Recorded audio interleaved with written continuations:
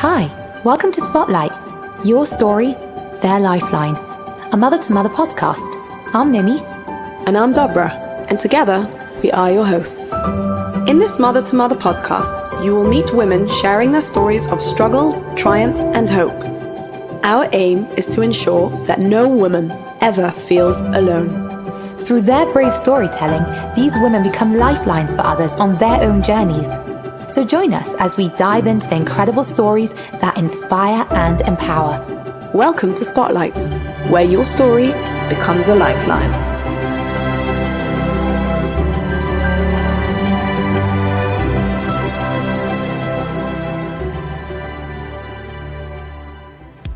Thank you to this episode's sponsors, Clear Cut and Bagels and Bites. Mothers after birth, anniversaries, a surprise gift for your spouse just because, a new neighbor or a friend moving house, your child's teacher. What better way to show them your appreciation and love than by sending them a delicious brunch from Bagels and Bites, located in London. A package to perfection with fresh, homemade baked goods that are absolutely delicious and strictly kosher. By the way, Bagels and Bites also caters business lunches and campaigns. So Bagels and Bites is definitely a number you want to keep on hand for when you want to treat your family and friends in London. Oh, and by the way, since this is a home organising episode, if you know someone that's maybe a little overwhelmed, what better hug can you send her than a Bagels and Bites? So call them on 07519 915 613. Buying gifts that are classy, within budget, and personal for hosts, birthdays, and just because can be a challenge. I personally know that my go-to place for exactly that is Clear Cut. From home organising products for every single room in the house, to gifts for both men and women, so no excuses anymore, baby gifts, arrangements, event planning, and personalised simchas, big and small, welcome packs, ClearCut offers an extensive range of options. It's actually impossible to fully capture their offerings in one advert, but seriously trust me when I say the sky is the limit. Actually, Mimi, that personalised acrylic tissue box over there, where did I get that from? Yeah, you got that from me. I bought it in ClearCut for you, Dobra, when my baby stayed in your house. Well, thanks for that, Dobbs. It's my pleasure. So check out ClearCut on their website, clearcutnw.co.uk, or on Instagram, or call 07837 400 514. You will be as addicted to it as we are. Hi everyone, just one note before we start at this week's episode. If you know somebody or if you are somebody that has a story and you feel that through your story you can empower other women, create awareness and help people that are watching somebody else suffer with anything, you can reach us personally on 07493 469 372 or email podcast@mtom.org.uk and let's have a chat. Welcome to Spotlight. In this episode, we have a special guest, Mrs. Debbie Pasta, who is a woman of many trades. And it's very exciting because, Debbie, you have been put forward, suggested by many people. And we are so excited to finally have a chat with you. Welcome. And it's really exciting. And before we get into the organizational of this podcast, excuse the pun, then we want to hear a little bit about your background and previous professions before going into the field of home organizing and your experience, which is what's really exciting about this. So what were your professions? Let's hear. Start from the beginning. I'll start from the beginning. And I left school at age 16. I hated school with a passion and left school at 16. The honest truth was I was probably an undiagnosed ADHD kid who just didn't get on well, was always naughty, and I just didn't want to be there. So when it came to trying to choose A-levels, I had absolutely no idea what I could be good enough at, and decided, well, if I can't be good enough at anything, then I'm getting out of here.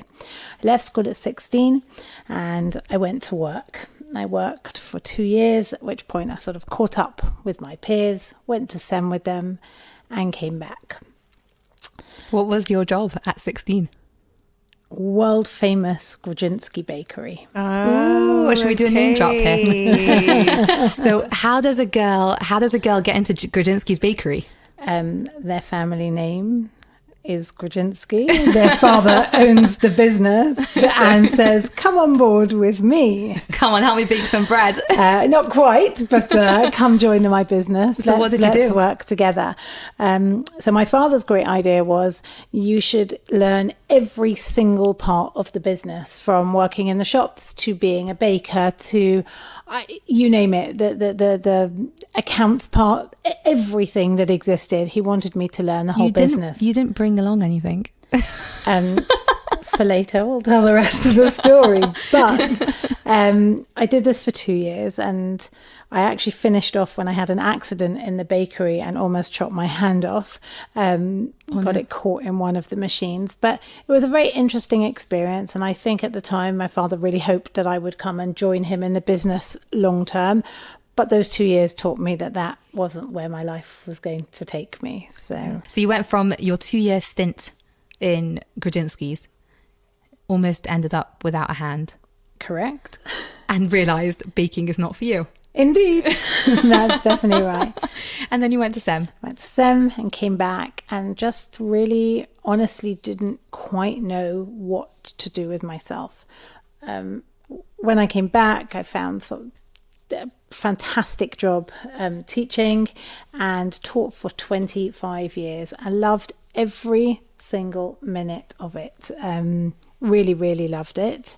But it came to an end 2 years ago when I went back into the bakery business just for a short time. But let's perhaps just go to the organising side. Yeah. And if I tell you a little bit about how it started, I think you'll get a little bit of a flavour for what's actually going on here. My husband, who works in a bank, was in a meeting one day, and there were some guys and they were just chatting before the meeting, and one of them was talking about this thing called Marie Kondo. Marie Kondo is a Japanese woman who is obsessed and brilliant and has made her millions through this idea of organising, decluttering, and getting your life in shape. And they were all talking about this book, and he thought to himself, it's very sweet, they're all talking about this. I've never heard of it. So he straight away went onto Amazon, ordered the book, and as all good books do, they ended up in the bathroom. He never looked at the book. I read this book written by Marie Kondo, and my first reaction was, what a ridiculous book this is. Who needs to read this to know what to do? So I read the book, put it down, and had that feeling about it. Was there a hint why he left it in the bathroom for you? No. Absolutely not. Absolutely not. No. I think he left it there for himself and just was never really interested in reading it. Okay. I then picked up the book about 6 months later, and I read it again, but this time with completely different eyes and with a different understanding. And I understood full well, I don't need this book to have my home organised. But if this woman has made her millions or more doing this, obviously it's needed somewhere. And obviously there are people who this doesn't come naturally to, who could do with this help. And there was a light bulb moment of... Sorry to interrupt, but I'm sitting here thinking, perhaps you can come to my house. With the greatest of pleasure.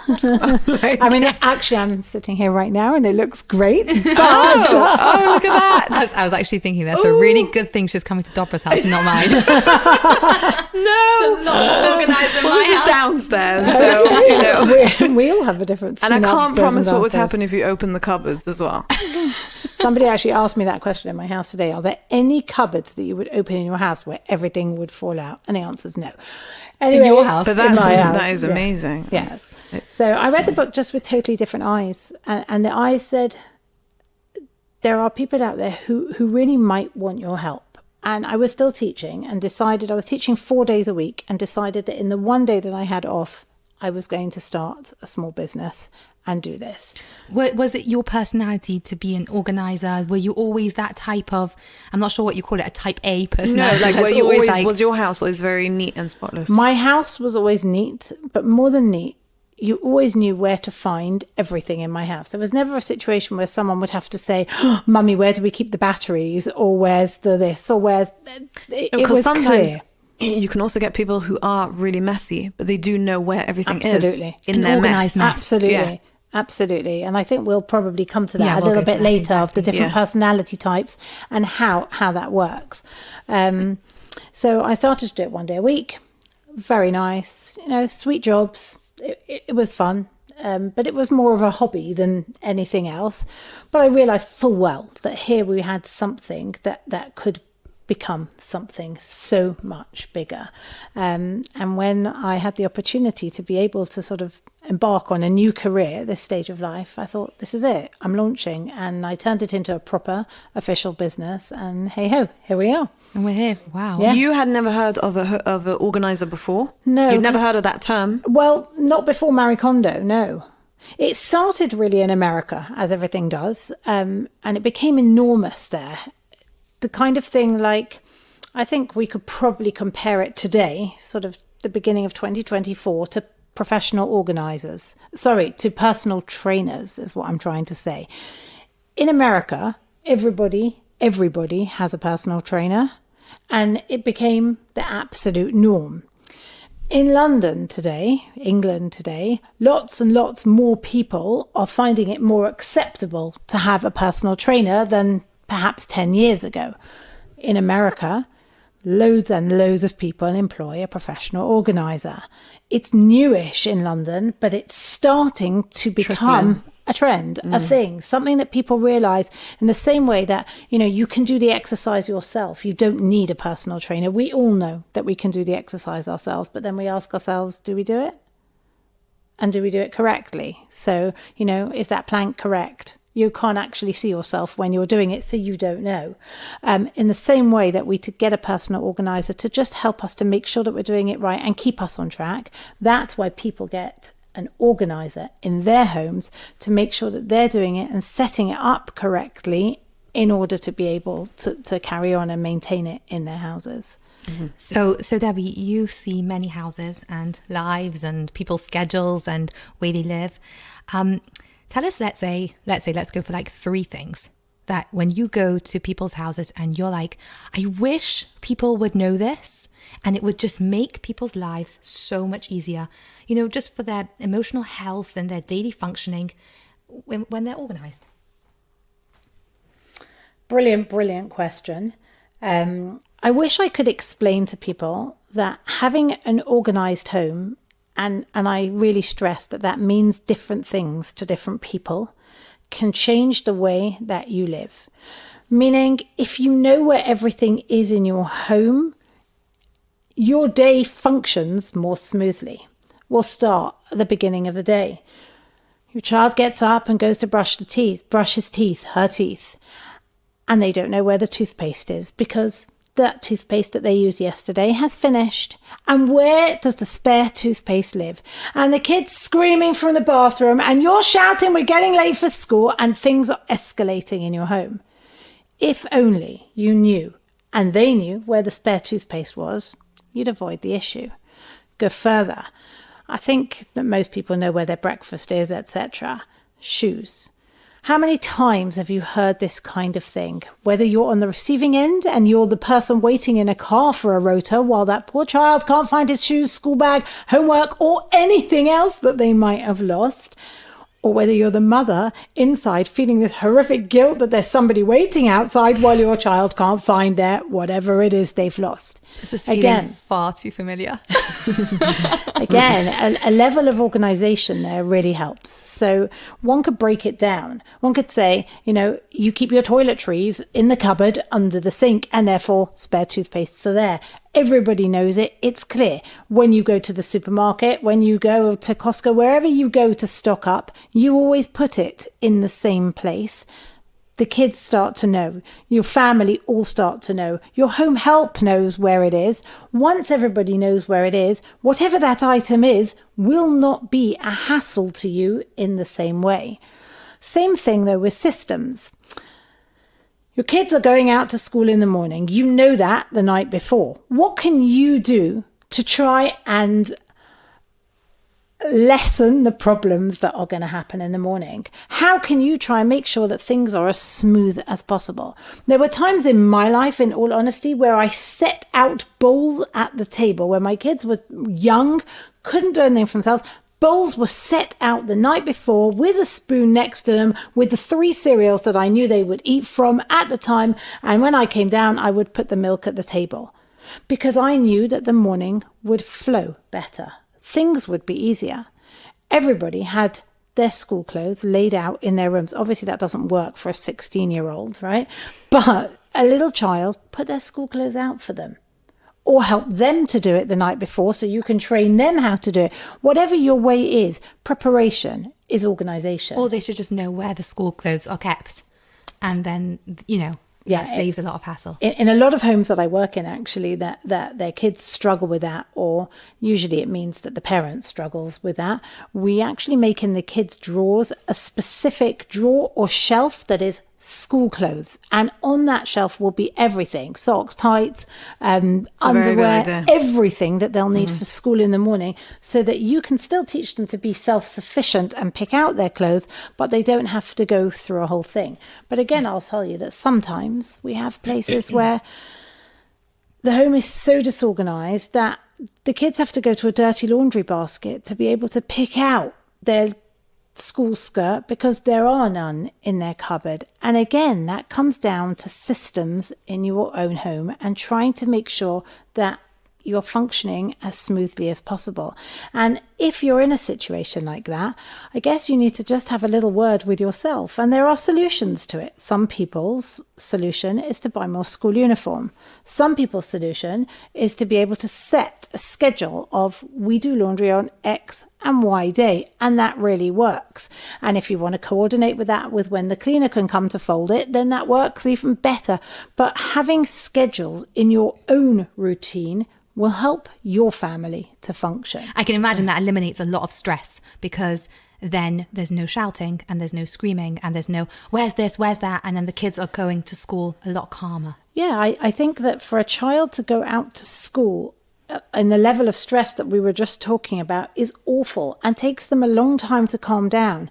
And, the teacher doesn't understand why the kids come in so fraught in the morning, and it can set the tone for the whole day. I think within all of us, we want to be calm. We want our children to be calm. And all this is, and all organising of your home and your life is setting up systems to allow that to happen. It's interesting because I thought when you see sometimes ads of home organisers, I thought it was literally about labelling boxes and putting, sorting out the shelves and sorting out the cupboards. And because I saw someone who got one of these home organisers in and sorted out her cupboard, like the main messy cupboard, and her life was completely different because of it.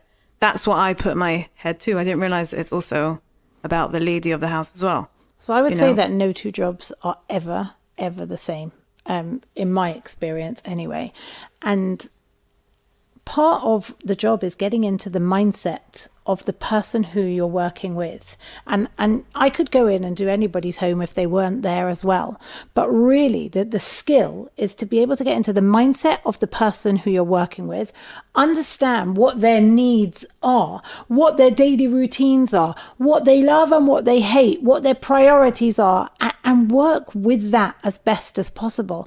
So that lady that this cupboard was an issue for her, if it was an issue for her, it's great that it's sorted and it can really, really work. Somebody called me in a few months ago to do her utility room. She just moved house, had the most magnificent new utility room, massive, beautiful, but the cupboards were an absolute mess. And she said, I can't find anything. And she had everything in there, from spare cleaning product to spare toiletries to towels to spare plugs to I can't even think, medical supplies, everything you can imagine, because she had these phenomenal cupboards in there, but there was no way anyone could find anything. And her message to me about a week after I'd done the job is, you have changed our lives. And it's not just a sweet little comment. Changing the way that messy cupboard functions can change the way a family lives. Mm-hmm. They know where to find everything. It works. It's smooth. And it's just a pleasure for people. I find that so often people say to me, I've become addicted to you. Now, they don't mean to me personally, but they mean to what I do. Because, thanks. Because once you've done one area of your home and feel that calm, serene, happy feeling, you just want that to be repeated everywhere that you can. Yeah, but it's not just about putting things in boxes and everything. It's also scheduling. Scheduling is a very big part of home organising. So some people need that and some people don't. Some people are fine with it and some people aren't. I did a house of somebody, she'd moved homes not long before, and the house had not really been unpacked properly and set up properly. And she said to me, I can't even start to do this until I have a schedule. I need a schedule. I don't even know. Well, she was not an organised personality. She said, I don't even know what to tell my cleaner to do when she walks into the house. And we wrote a schedule for her cleaner. And we wrote a schedule for her. And then we went and wrote a schedule for her kids, for their jobs. And it worked. Wow. For her. Yeah. Not everybody needs that. And it's like what you were saying. Every single house needs something different. Every person needs something different. No two boxes fit one. I'm really into my puns today. Can I just ask one thing? Have you ever found that you've done one system, like the person themselves don't know what would work for them? Yeah. So you will come and you'll try one system and they're just like, it's not making a difference. It's not working. Yep. Then you'll say, okay, so let's try. Yes. You've had that. It has happened. I have to say, on the whole, when somebody doesn't have a system and you put a system into place, it generally does work, might need a tweak rather than changing a whole system. I find that's with everything. It's pretty common sense. Yeah. That's why it's not rocket science. It's just something that not everyone does. One of the things that I was going to say is that my skills that I found that I've used all my life in teaching are the same skills that I use for organising. And people find that really strange. In fact, you're looking at me really strangely right now. No, I'm thinking, well, I guess you've dealt with teenagers. so that definitely helps. Yeah. Can you say some examples? Yeah, I'm going to give you some examples. The first one is basic chinuch. The basics of educating your children. I'll give you an example. I went to a home and the family had loads and loads and loads of toys and games. And clearly they were important to them and the children really enjoyed playing with them. But they had become, I think the word would be, out of control. And we set up a completely new system. We put them in different places. We bought new toy storage for it, new shelves, new boxes, new everything. We labeled everything beautifully clearly. And the mother then broke down in tears and said, this is the most amazing thing that's ever happened to me, but I don't think I'm a strong enough mother to be able to get my children, and she was crying, to put these back.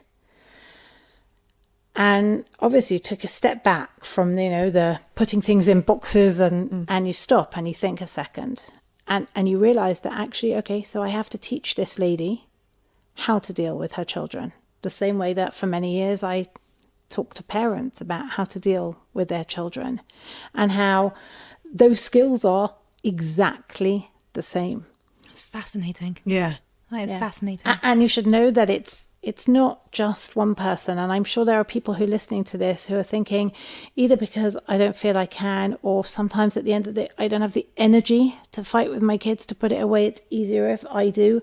Or for whatever reason it is, their kids are too busy and their schedules are too hectic. It can be a number of reasons. They just don't want to fight with their kids or can't fight with their kids.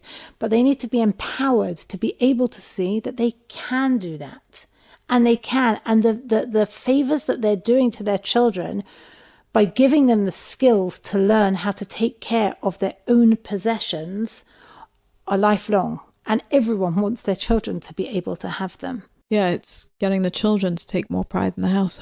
So I'm going to change the next story that I tell you a little bit just to protect anyone's identity. But there was a home that I once went into that was in need of a serious amount of help. I didn't go in of my own accord. Somebody asked me to go in. And there was not an inch of space, not on the sofa, not on the floor, not on the beds, not on the kitchen counters, that wasn't full of things. It wasn't okay to live like that. Worked with a family, actually got them on board to work with me because I needed them to be able to understand the value in what we were doing and to be able to see how it was going to change their lives. And at the end, the mother said to me again, sobbing, "Oh my goodness," she said, "I'm going to be able to invite my child's friends for the first time." So she realised that it wasn't functional. Yeah. She knew it wasn't just like they were living in this mindless mess. She wasn't functioning and she did know it, but Wow. It probably spiraled out of control. That's exactly what I was going to say. Yeah. And when it becomes a level that you just feel like so helpless that you don't even know where to start. We've all had situations in our lives where something has spiraled out of control. Some people have it with their weight. Some people have it with, I know, a bill that they didn't pay. It happens to me when I get a parking ticket. My husband's going to be listening to this and he's going to be nodding his head off. I get a parking ticket and I just put it in the little pocket in my car and forget about it. Why don't I just go and pay it? And then the next bill comes and it's double and then it's triple. It's spiraling out of control. Why on earth can't I do it? Because there's something emotional that's stopping me from doing it. I can't explain it on the parking ticket. I can. How dare they? How dare they? Yes, I 100% agree with that. Do you want me to tell you how dare they? Yeah, well, they dare all day, every day. But there's something emotional that is stopping the person from dealing with these issues, and it's the same thing here. And the emotional, it's nothing to do with the physical, but sometimes the physical help that you can give to somebody to stop them and to be able to get out of the rut that they are in can be life-changing, and I'll go as far as saying life-saving. Because in this situation, I don't believe that it was okay for that child to be living in that situation. And there was a level of we saved their home. And You're saying we? I have a team who work for me. Wow. Okay. Yeah. Wow. I always say we for my company anyway, but I do have a team who work for me. Some jobs are just not manageable on your own. Yeah. Yeah, okay. They're not. You probably just brought such a calmness to the home, and again, the kids can have a social life because they can invite over. Yeah. And the mum was able to just function better. Yeah. Marriage, I can imagine everything just was changed. Marriage is a big one. Marriage is a huge one in here. I know.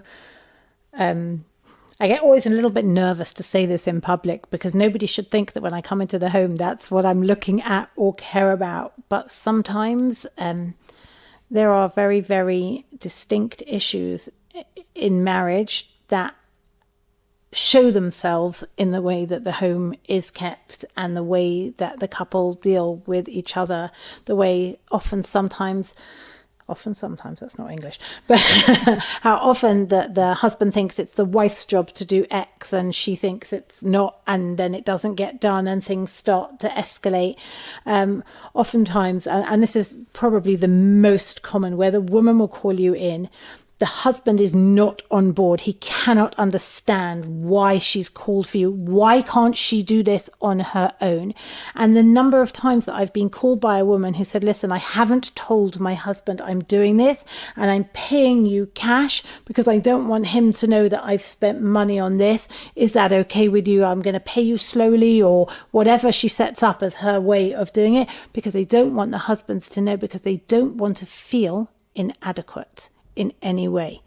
I've had people who a lovely, lovely lady who I worked for many years. And every time I walked into her house, she said to me, "You promise you'll never tell anyone you've been here?" I said, "I never tell anyone where I go. It's absolutely, confidential, like a doctor won't tell anyone who they're treating. It's confidential. If you want to say, it's your business, but I will never say where I've been." She said, "You must never tell. You must never tell. I need my mother-in-law to think that I've done this myself." That's hilarious. That is really funny. It made me smile, brilliant. Especially because I knew her mother-in-law very well. And anyway, after about 2 or 3 years of me going to her house, she opened the door and she said to me, "It's okay. I've told the whole family. Everybody knows that it's because of you that my house is how it is." And she said the most amazing things happened. They've all asked me for your number because they want to book you as well. That is hysterical. But I had like a question niggling during this, what we've been speaking about, but I think it's kind of answered that. What about these people who are just really free-spirited and just like their house the way it is, artsy, it doesn't, nothing has to be imperfect. It's very flexible, the schedules, and their kids are much more, we do bedtime when we do bedtime, and we do this and when we do that, and the mornings are just the way the mornings run. But I think it's just really whatever works for someone, and there has to be some sort of, you can answer it, but I guess from what you've been saying, there has to be some sort of level of organization just to function. There has to be a functional level. And also, if I'm there, there's a reason that I'm there. They've called me. So there is something that they want to change. They've come to the realization that they can't manage. That's the bottom line. If somebody's called me, they haven't called me in for a cup of coffee. They've called me in because they know there's an underlying problem. And many people, I think the bottom line is we're all different personalities, and everybody runs their home differently, and everybody has a different ideal for what they want their home to look like, what they want it to look like to their children, to their husbands, what they want it to feel like to themselves. We all have an idea. I know that when I walk into my house, I want it to feel warm and loving. I'm not talking about organization. And one of the things that I do is I will always come in and I will put on music straight away, because I think that creates that feeling. And I want it that when the children come home from school, they're walking into a happier place than just sort of some cold, sterile environment. So everybody wants something different for their home. And I think that I'm pretty sure that the skill of this job is being able to tap in to the mindset of the person that you're working with, and to be able to understand what they want and how therefore to achieve it. So there are some people who literally want Pinterest all the way. They've been on it all day. They've chosen the containers that they want everything to be on, and they need the labels to be a specific size and shape and color, and that is what they want. And do you know what? That's wonderful. If that's what makes them happy and that's what they would like to invest in, that's what we'll do for them. There are other people who, for the thought for them of a labeled, regimented container is like a noose around the neck, and they can't stand it. So we work with them differently. But ultimately, they still want to be able to find what it is in their house. I worked with a lady recently, wonderful, wonderful lady, artsy. So as free-spirited as you can get. And she has on the top floor of her home, the whole floor is an art studio. Absolutely magnificent place. Gan Eden for any kind of artist. Not me. But she asked me to come in and organize her art studio. We'll be right back to this episode. Hi, I'm Danielle. And I'm Aviva. And we are the founders of Mother to Mother, an organization that supports and empowers women on their motherhood journeys.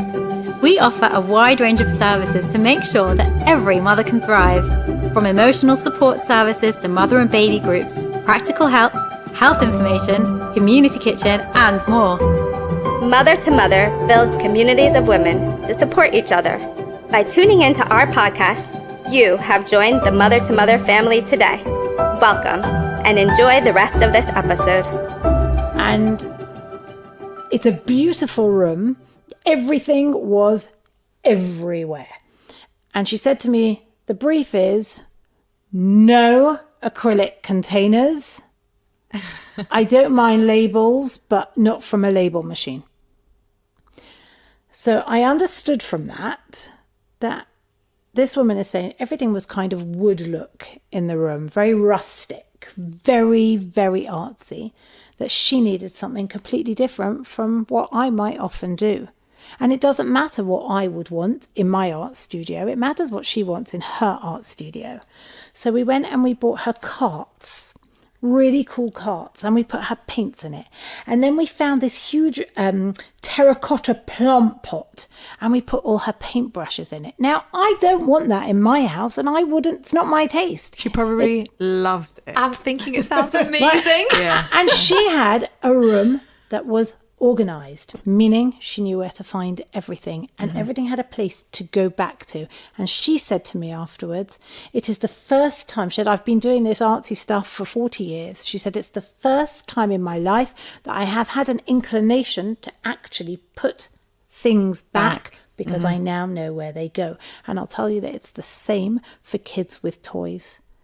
Often they don't want to tidy up because it's not really organised enough how to tidy it up.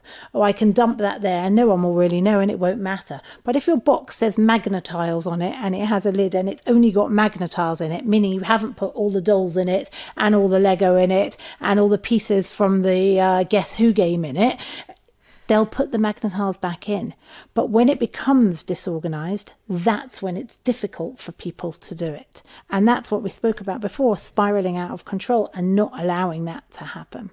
But like you said, Dobra, that, you thought when you were coming into this that everything is in boxes with acrylic boxes and labels. But there's really, some people want that. That's just something that people, that really Pinterest, as you said, that Pinterest look. But then there's just people who just need to know that everything has a home. That's two different types of organising. Yeah. Have you ever gone to a place and you're like, well, it's actually quite organised here? So you're not 100% sure why they've called you? Yes, very much so. And I'll the way the business works is we always have an initial consultation where I'll go and see the space. The person will talk about what it is that they would like to achieve with the space, and then we make a plan going forward. So they'll show me around their Pinterest kitchen and say, I really need it organized. And those people will always tell you, this is the worst home you've ever seen, right? And you're like, yeah, sweet. And you'll ask them what they want to achieve. Right. And sometimes there are things that need to be achieved there, and sometimes it just on the surface looks like it's great, but actually it's not working.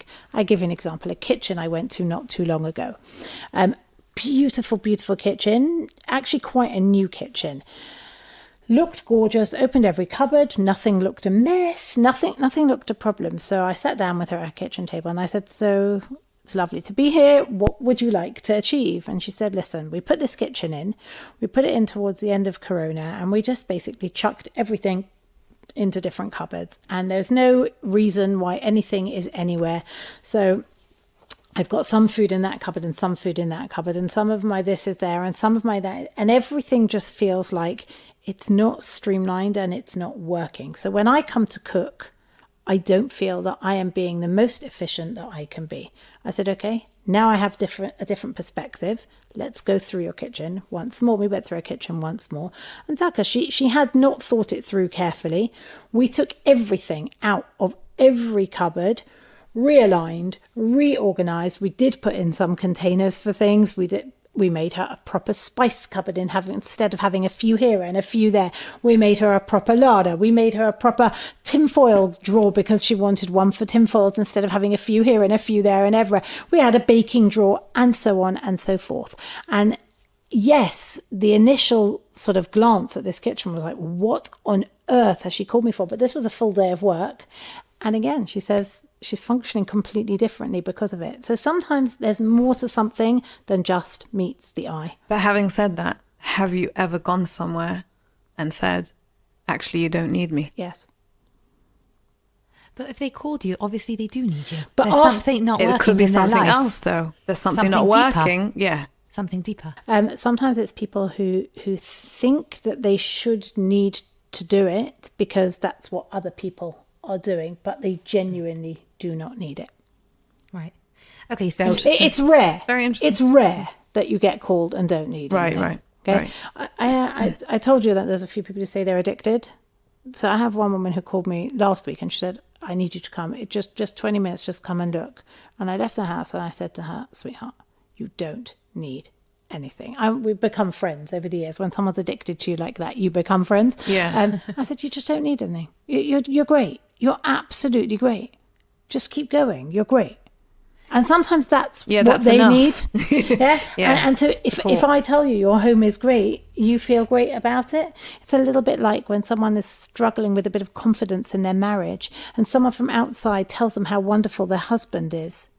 They feel so good about it. Sometimes that external validation can take somebody a very long way. So I think sometimes the people that call me just for that little bit of, can you just hold my hand and tell me that I just need a confidence boost. I'm okay. Yeah, I'm okay. And you say that, and and then they're fine. Yeah. But what? So you go and sort out someone's house, and it's all picture perfect when you leave. But then, obviously, I mean, so most people who call you, they really need you, and sometimes it's for bigger reasons, and they're obviously not wired that way of that picture perfect the way you left it. So what do they do then? It's not good. They're going to go back to square one within an hour. So no. And I could show you on my phone tens of text messages that tell me that doesn't happen. How? They go back, but not to square one. So one person wrote to me last week, I'll find it, and she wrote to me and she said, wow, my toys had got into such a mess and I went to clear them up thinking it's the end of the world and I've gone back to square one. And I realised it only needed half an hour of my time because the system was in place. So people do. I mean, no one is going to keep everything perfectly all the time. But if you have a system set up, it is so much easier to maintain. And there are people who call me back every 6 months or every year just for a little bit of maintenance. But I do think that, if you have the system in place, if it stays perfect the whole time, that's also quite worrying in a certain way. You've got messy kids. You're not a organised person to begin with. And then you've made it amazing, and then you've left. But you need to suddenly, so all the laundry, all the clothes. Let's say you did a bedroom, and all the clothes is put in beautifully. They all go into the washing eventually, and they all have to be put back. They all go into the washing, and they all have to be put back into that place. But you're not wired that way. So it really depends then on who the person is and what they've asked for. If they've just come and asked you to do their wardrobe, then you can just do their wardrobe. And sometimes it will be kept well and sometimes it won't. Sometimes though you sense that that's going to be an issue. And you understand from the person and what they're telling you and how their life is running. And then you will look at them and you'll say, how do we do this? And how can you fold it? And sometimes I've taught people how to fold, and they'll look in a drawer and they'll say, I love how you folded that. It looks so lovely. It makes me want to open my drawer. Because when you get a good feeling from something, you want to do it yourself. So I'll show them how to fold it, and they will do it. And other people will say, actually, I never really want to fold my stuff. So for them, I would make their cupboards completely differently. And I would put boxes. So that one would be black tops, that one would be white tops. And it doesn't matter if you don't fold it, but you'll know you'll throw your black top in your black top pot, and you throw your white top in your white top pot, but you'll always know where to find your black tops and your white tops. And that person doesn't need Pinterest. So again, it's about understanding the needs of the person that you're working with. Have you ever been somewhere and there's just not enough space? There's just so much stuff and you're just like, okay, what do we do now? Like, how do we organize this? So sometimes there is just not the correct storage and you need to add. And that's part of the consultation in the beginning, because I can see a volume of stuff and I can say this is just not manageable in this space. It just can't be. So either we have to pare down, we have to edit out some stuff. That in English means declutter. Yeah. And we have to get rid of some stuff, or we have to find more place to be able to store it. And we'll talk that through with the person and they'll be able to answer, actually, I don't use 3/4 of this stuff and I'm happy to get rid of it. Or actually, I want to keep everything that's here, so we need to look at different storage. And it just depends on the situation as to what we would do. So some houses we'll go to and, you'll think there's not an inch of space. And you'll suddenly realize there's room on top of the bookcase, we could put an extension on that so that we could have another whole shelf of books. I'm looking over there right now, right? You could have another whole shelf of books up there because you can buy from IKEA a height extension kit, and that's it. Sometimes you have to be able to see the room much more objectively than you generally can in your own home. You have to be able to, this is what I can do, is take a step back because I'm not emotionally involved in your house and I don't feel the frustration of tripping over all the rubbish all day. And I can say, hold on a second, okay, if we move this to here and that to there, then we can make a plan to be able to fit in another piece of furniture, which doesn't need to be an expensive piece of furniture. We're talking, we could do an IKEA bookcase, an IKEA carcass of a wardrobe, a unit and anything to be able to expand our storage space. So I think that most times the problem of not having enough space is overcomable. I do believe there are occasions, though, where we simply just don't have enough space. And at that point, we have to be able to say, okay, so we have a finite amount of space. We need to be able to say, I'm willing to get rid of some. I don't need it all. It can't be that you're so cluttered and you still really need everything that's there. You don't, most times. So, when I declutter, it's like you just, I don't need this, I don't need this, I don't need this. That's because you're good at decluttering. There are other people who will try and declutter and they'll say, oh my gosh, this broken pen, but I got it for my 3rd birthday. And even though it hasn't worked for 72 years, I still need to have it because my great aunt bought it for me, or whatever it is. There are people who hold on to things for emotional reasons. There are people who hold on to things because they think they're valuable in money, but actually they're not valuable to the person in any way whatsoever. And part of my job is being able to go through a room with somebody or a home with somebody and help them to see that actually their space is more valuable than those items that they don't use. And sometimes just showing somebody that it can go to a home where somebody will use it is a good enough motivator to be able to get rid of it. So again, it's just so many different situations. It's not a one size fits all at all.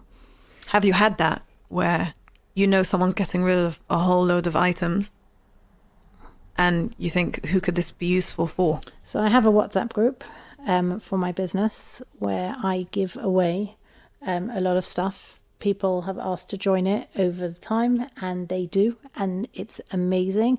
I also know of some people who want or need certain items. I get calls from people, for example, have you seen any mattresses recently? I'm desperate for a new mattress and I can't afford to buy one, or dining room chairs, or all types of things people ask me for, and I make matches between people and things, and I have to say it's one of the most rewarding parts of the job. It's really hard work, and it's it's the chesed part of the job. No one's paying you to do it, but it's so rewarding. I did somebody's wardrobe recently.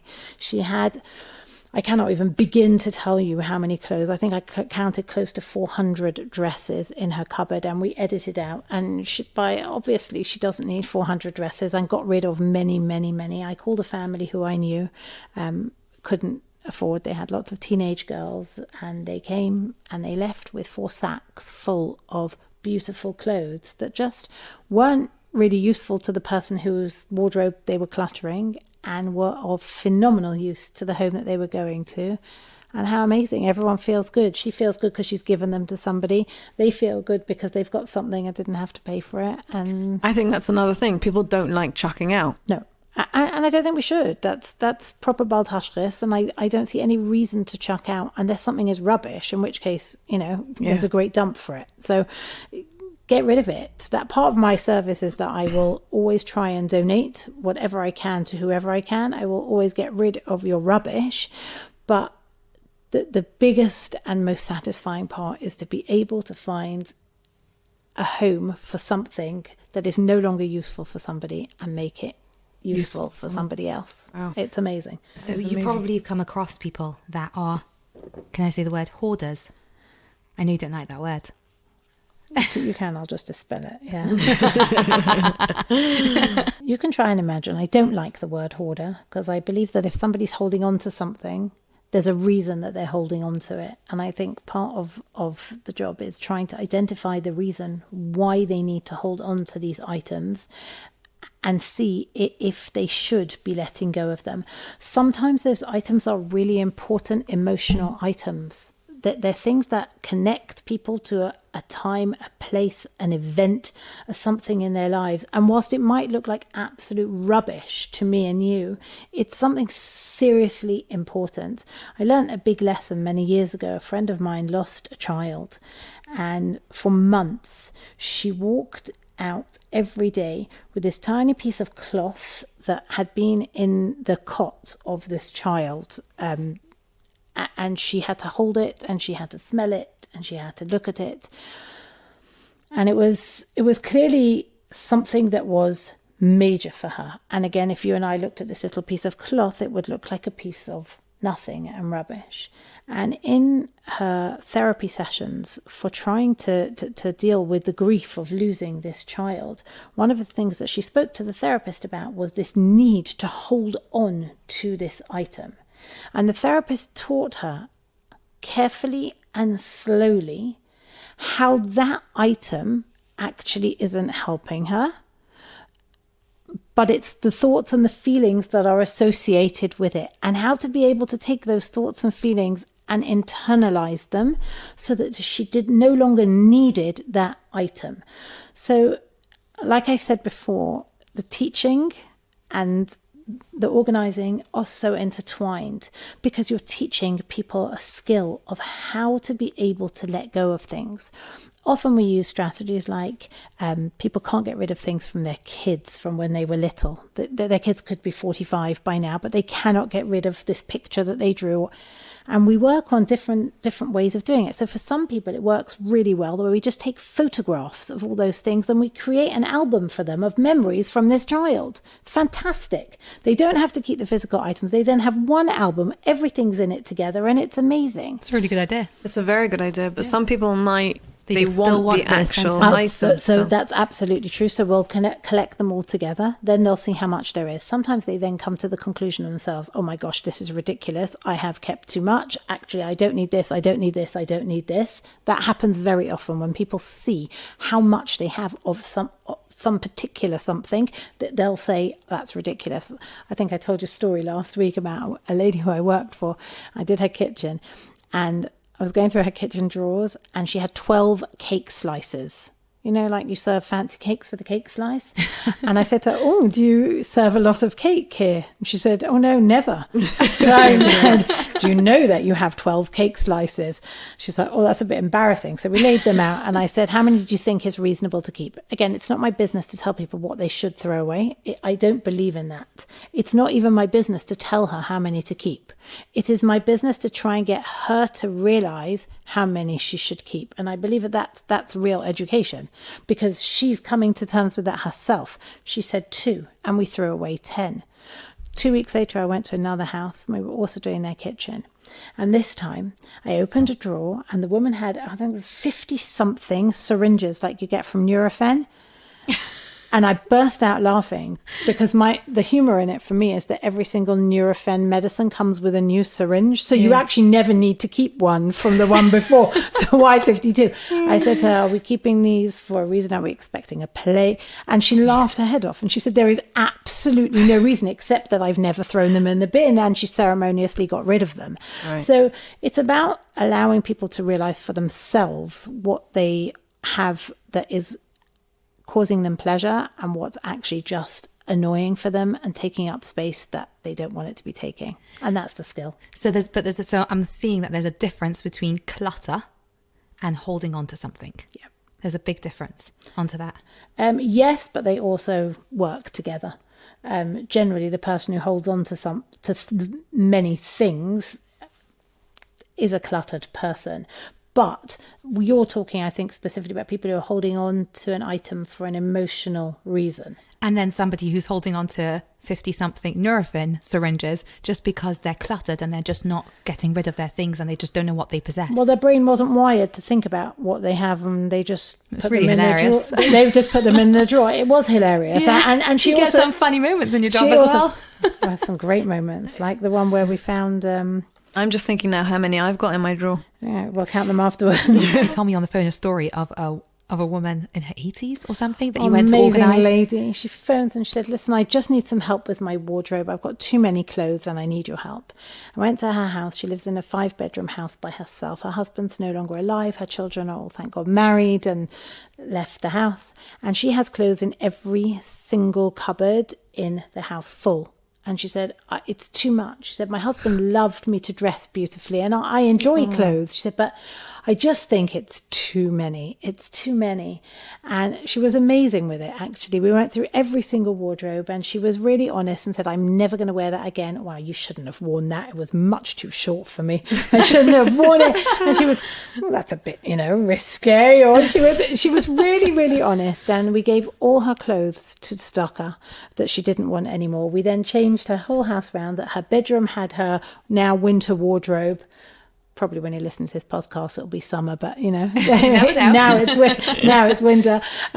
Had a winter wardrobe in, and then we had another room that had her coats in, another room that had her summer. And I said, call me when the seasons change, and we'll just quickly change everything over, and it will be great. And she was super happy. That is so sweet. A method that I use when we're trying to decide what to keep, and this works particularly well with clothes but can be applied to other things as well, is the yes, no, maybe method, where we have 3 piles. Yes, I want to keep this. That goes in one pile. No, I definitely do not want to keep this. And maybe, I don't know, I can't decide, this is too difficult for me. And we end up with 3 piles. So the no pile goes straight to be given away to whoever it's going to go to, and that's wonderful. The yes pile goes back in its place, and then we have the maybe pile. And I'll tell you a little secret about the maybe pile. About 95% of the maybe pile ends up in the no pile. Because if you've already come to the point of saying, maybe, I'm not sure, you're already doubting yourself. And once you have those doubts, nearly always they will materialize. So I'm happy to let people have a yes, no, and maybe pile, not just to have a yes and no pile, because I know that in the end, that maybe pile will be almost gone. And perhaps one thing on it, they'll say, I can't quite.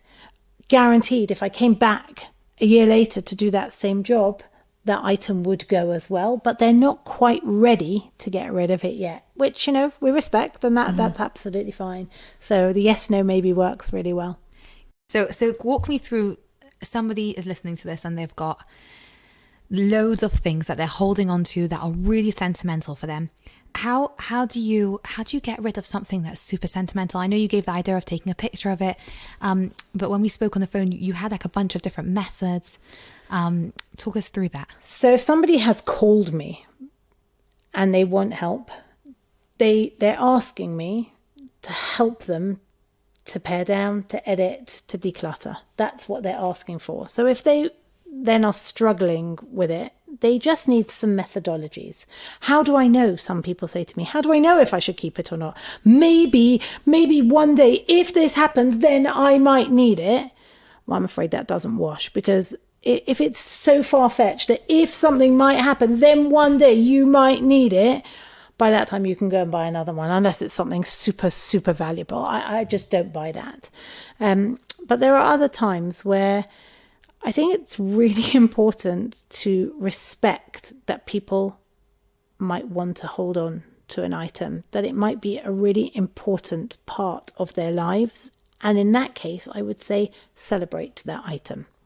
So let's say you have a picture, just a random example, and it's in the back of a cupboard, but you say you cannot possibly get rid of it because it's so special to you.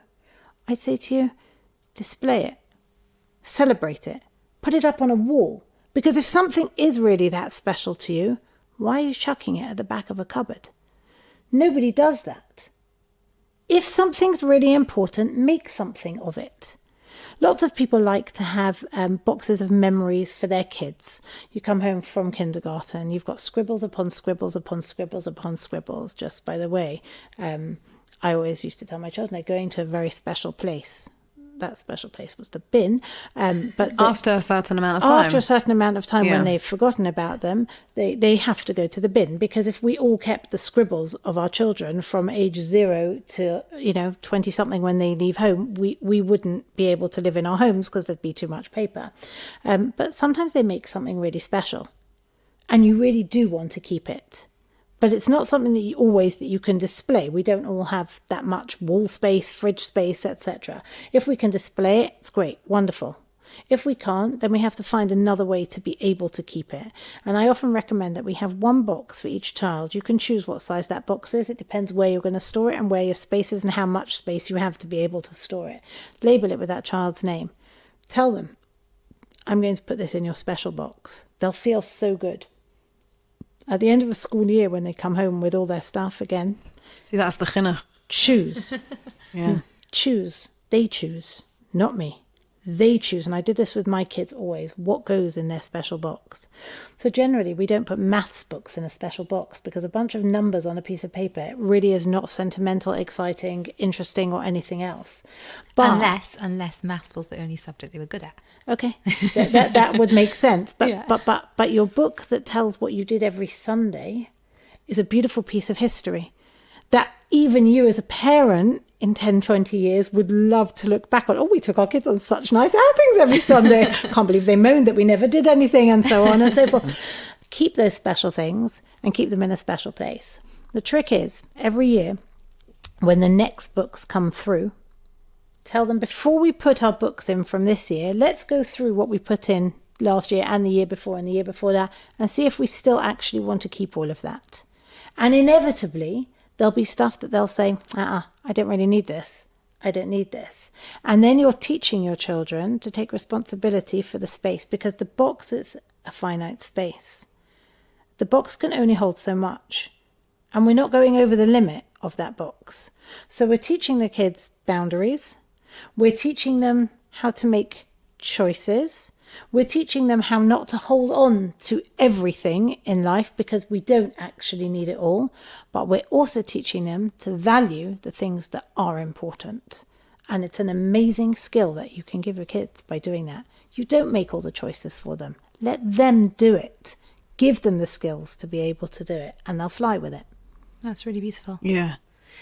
So what about, let's say, that item, that object that Great Aunt Sally gave you, and you feel so guilty to get rid of it?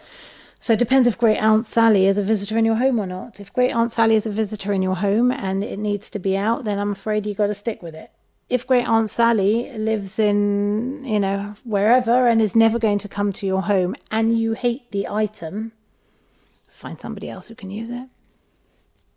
And you just don't have to feel guilty. I think you have to get rid of the guilt. I think you have to get rid of the guilt and be able to see the advantage of the space that it's going to create for you.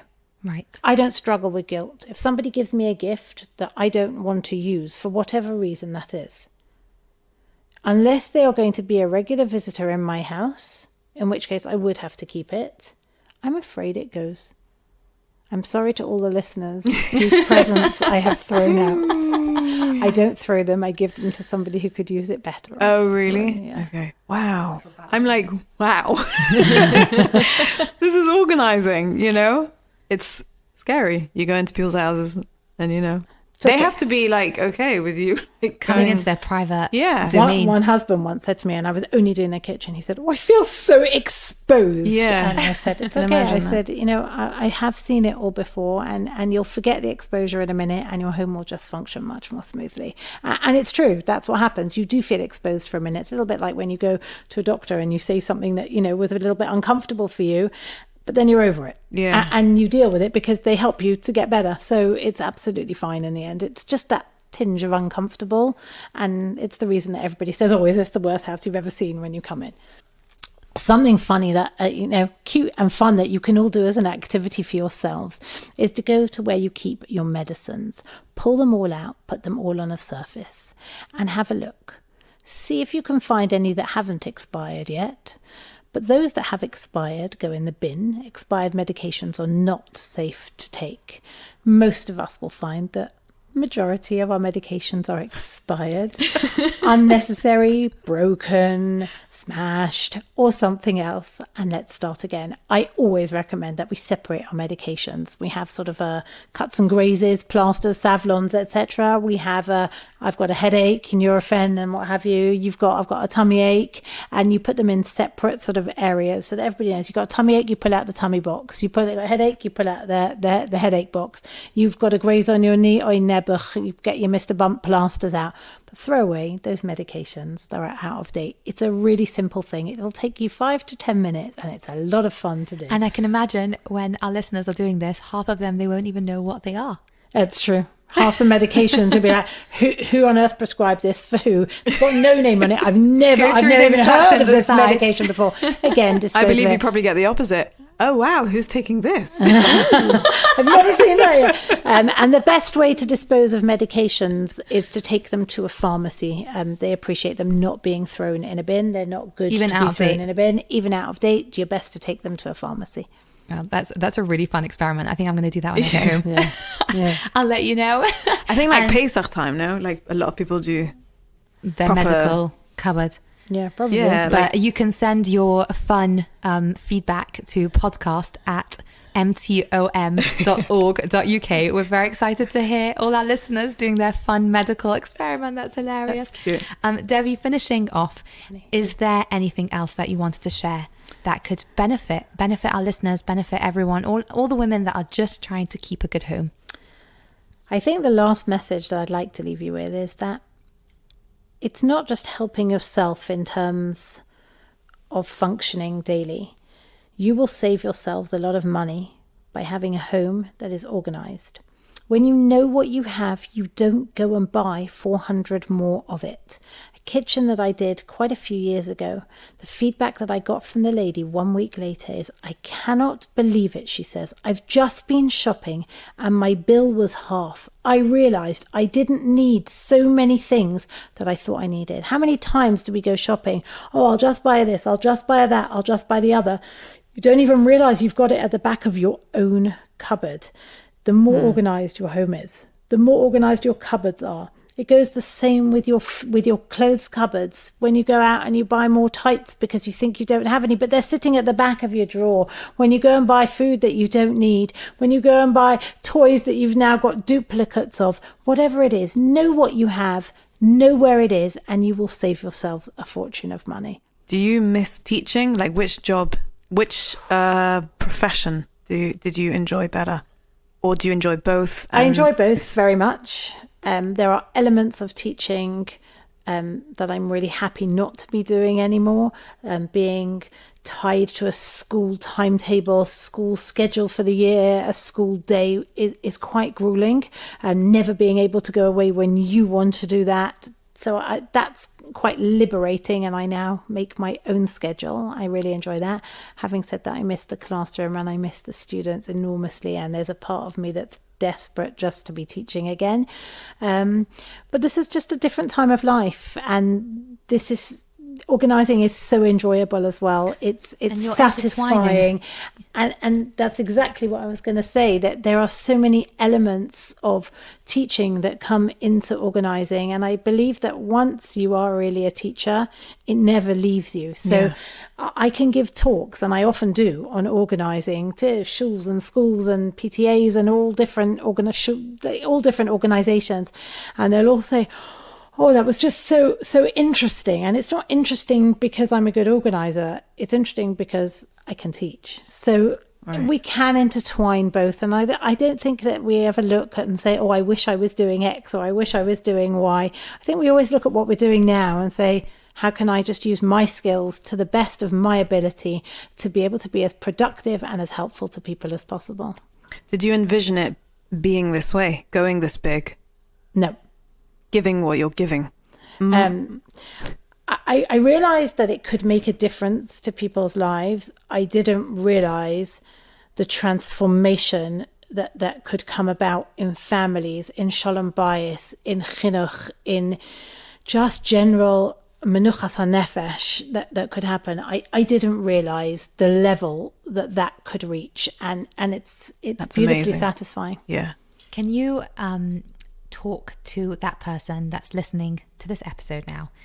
And you always say that somebody will call your team when they've come to realization.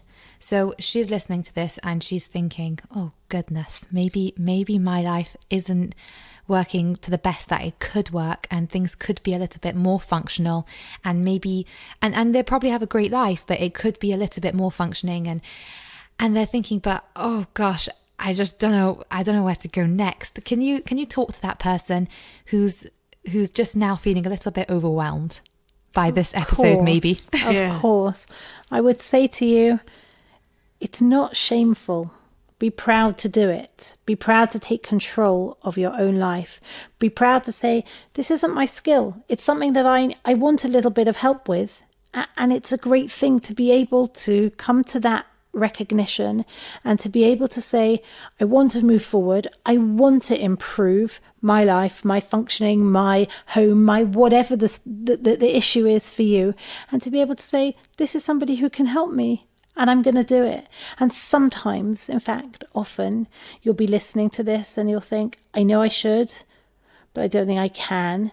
But I'm just going to jot down what this is. And you might come to it soon.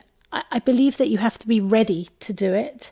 You have to be ready to be able to say emotionally, yeah, I need a little bit of help with it. It's the same with anything that we need help with. Sometimes it takes us time to be able to say, I need a bit of help with. Somebody who goes to see a therapist doesn't wake up one morning and say, I'm going to see a therapist. They wake up and they think, I think I might need a little bit of help. Okay, all right. Maybe I'll look at a few names. Okay, or maybe I can do without the help. No, I might be okay without it. And it's a process that somebody will go through. And it's a healthy process. It's a process of self-realization, a process of understanding yourself well enough to know what you do and what you don't need. Don't be ashamed. Be proud, though, to say you are putting yourself in the driving seat of your own home and your life. And just go for it. Yes, you have to be ready, but just do it, because you will not look back from it. And I'm thinking as well, as you're saying this, that, and you might not necessarily need somebody to come and help you. I was just thinking the same thing. Yeah, you might not need this. And really you can just pause, you can just re-listen once you've come to that. You've left that feeling of being overwhelmed, and you replay this episode and actually write some notes and say, oh, hey, I could do this, and hey, I could do that. That was really useful. And there's so much help available for you. You could call me and even just talk it through on the phone. You could call me and say, just come and visit my house, just do a consultation and tell me what I need to do to help me. You can look online for tips to be able to, organize your kitchen closets. You can find things everywhere. It's not a problem to be able to find help, but just do what you need to do. So again, for some people that means calling for help. For some people that means doing it yourself. For some people it means, getting more cleaning help, for example, just to keep things under daily control. But just recognize where your gaps are and find a way to fill them. And for some people it's just listening to this episode, and that gets them to do it. Gives them the tips. But full circle, and some people can read that book. What's that book called again? Oh, the Art of Tidying by Marie Kondo. No, Marie Kondo just tells you to throw everything away. Oh, really? In truth. She's not into the Sudoku thing. No, her thing is just get rid of everything, minimalist. Unless it sparks joy, don't keep it. That's a whole thing. And I don't subscribe. No. That's just what got you inspired. Yes. Thank you for coming, Thank Mrs. you so Debbie much Pasta. for having me. Yeah, thank you. It's been great meeting you. Really, thank you. Thank you for listening to this episode on Spotlight. If you are affected by any of the challenges we have discussed, then please visit www.mtom.org.uk/podcast for guidance on where to find help. Do you also have a story to share? Be in touch if you'd also like to be a lifeline for others by sharing and empowering women across the world. Podcasts at mtom.org.uk.